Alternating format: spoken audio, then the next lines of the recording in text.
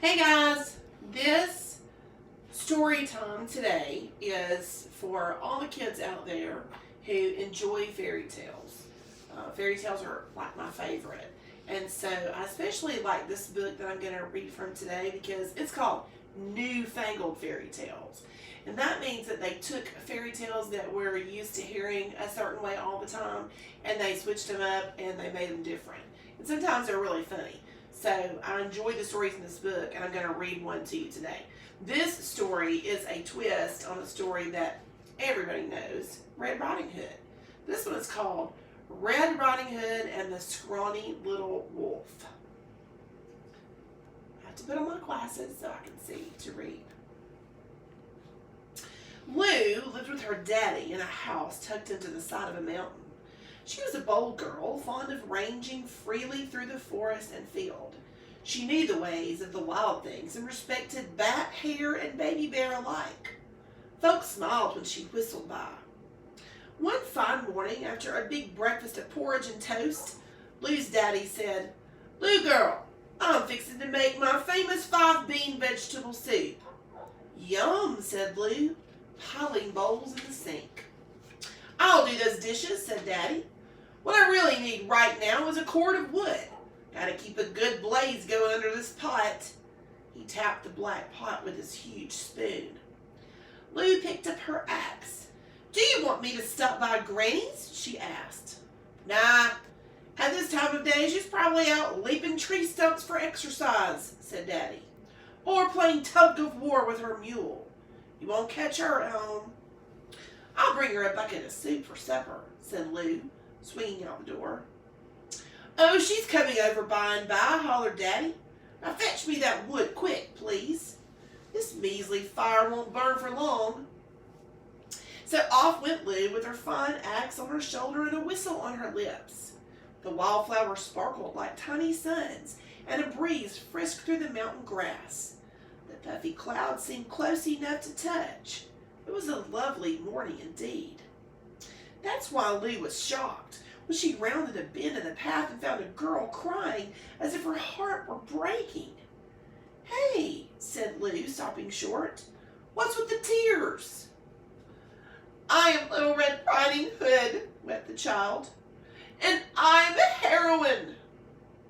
"You don't say." Lou was impressed. She knew about heroines from books, of course. A heroine seemed like the grand thing to be, not a reason to cry.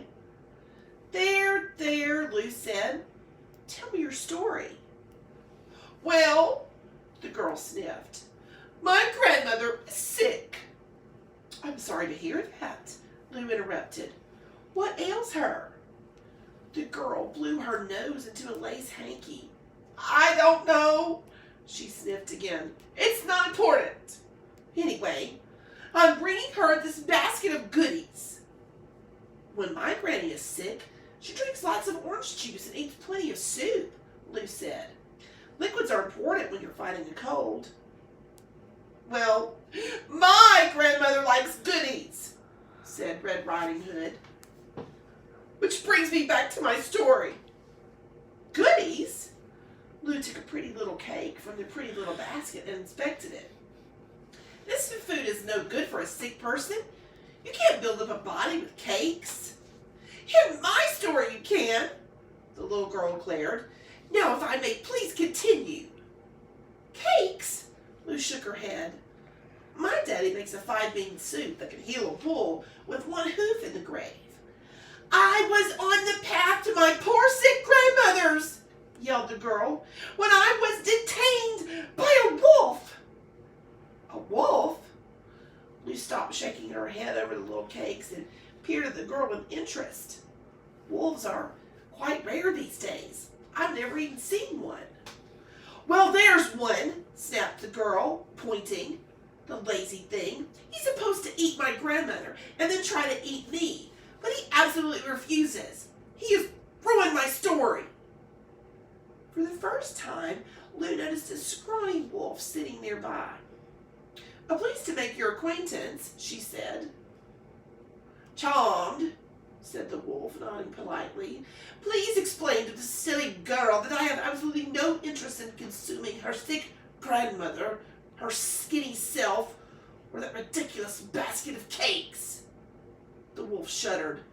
I won't eat just anything, you know. I have my pride. But it's in the story. Red Riding Hood stomped her foot. Well, yawned the wolf, I want a revision. But that's impossible, wailed Red Riding Hood. The woodsman comes and chops you up, and I live happily ever after. But I don't, the wolf pointed out. Lou had to admit the wolf had a point. She thought over Red Riding Hood's tale. There was another problem, too. And no woodsman in these parts, she said, unless you count me. A woodswoman? Sniffed Red Riding Hood. I don't think so. Now, Miss Lou, coaxed the wolf, there's no reason to chop me up. I can't say that there is, agreed Lou. What about my story? Red Riding Hood cried. Your story has grown boring, said the wolf. He curled up and tucked his nose under his bushy tail. Time for a nap. Wake up! Screamed Red Riding Hood. Try to eat me! Snored the wolf. Woodswoman! The girl yelled at Lou. Do something! Hold on now, Little Red Riding Hood. Lou took a deep breath. Whew. That is one mouthful of a name. Do you mind if I call you Red? Yes, I do. You must use my entire name. It just seems so long-like and unfriendly. Lou shook her head.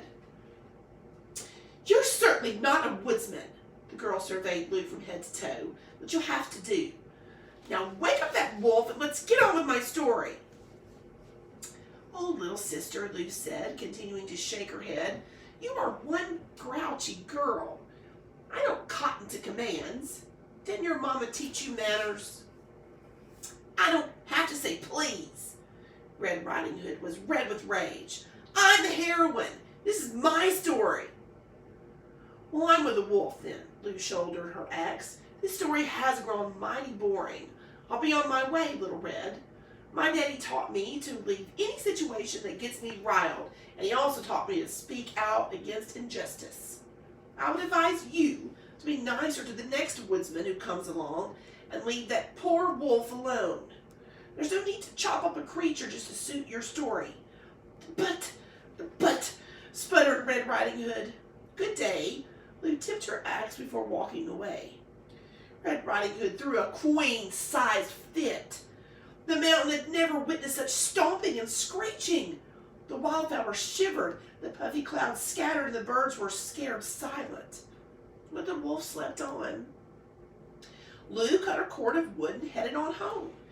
Daddy built a fire under the soup pot, and they both settled down to wait for their meal. Learn anything new while you were out? Daddy asked. I heard a story, said Lou, about a girl named Little Red Riding Hood. Ah, yes, Daddy nodded. Very old tale. Well, Lou said, I think it's been revised. She then told Daddy all about her encounter with the little girl and the wolf. Daddy listened with interest and shook his head along with Lou at the girl's foolishness. Finally, he gave the bubbling soup a stir and reached for some bowls. Well, daughter, he said, dishing it up, dig in. Lou grabbed her spoon and took a steaming bite. Delicious, she said. I think this is your best batch yet. Daddy bowed and set his bowl on the table. Just then they heard a knock at the door. Must be Granny, said Daddy, opening it. And there she stood, as hale as the heavens were high, with the scrawny wolf beside her. Granny thumped the mud from her boots, then delivered hugs all around. I invited a friend, she told Daddy and Lou. A new friend, close to starving. Do you mind? Come in, sit down. Daddy threw the door wide. Let me get some bowls. The poor wolf was so hungry, he drooled as Daddy set a steaming bowl of soup before him. He dabbed at his mouth with his napkin, then sniffed deeply. It smells superb. My compliments to the chef. Daddy beamed as the wolf slurped up the soup. He heaped the wolf's bowl again and again. Finally, The creature leaned back and sighed contentedly. It does my heart good to see such a healthy appetite, said Daddy. How's Little Red Riding Hood? Lou asked the wolf. She went on to her grandmother's house without me. The wolf wiped his whiskers. She's determined to make her tail work. That child, Granny snorted. She insists on bringing nothing but cakes to my poor friend Miranda. No one can get well on a diet of sugar. Miranda just gets sicker and sicker. Let's bring her some soup, Daddy hollered, spooning some in his biggest crock. Don't forget orange juice, said Granny. We should bring a big jug of it. Red Riding Hood won't be happy about this, warned the wolf. She has her heart set on goodies and vicious wolf. Not to mention a woodsman, said Lou. Lou, Daddy, Granny, and the wolf decided that Miranda's health was more important than her granddaughter's misguided story. They set off down the mountain path with their soup and juice. Soon they arrived at Miranda's cottage and knocked on the door. Miranda was delighted to see them. In fact, she downed her soup as quick as a starving wolf and soon started feeling much better. They all had just settled down for a cozy chat when there was a loud rat-tat-tat on the door. Grandmother, Little Red Riding Hood called. I know you're in there. That child, Miranda said, diving under the covers. She'll be the death of me.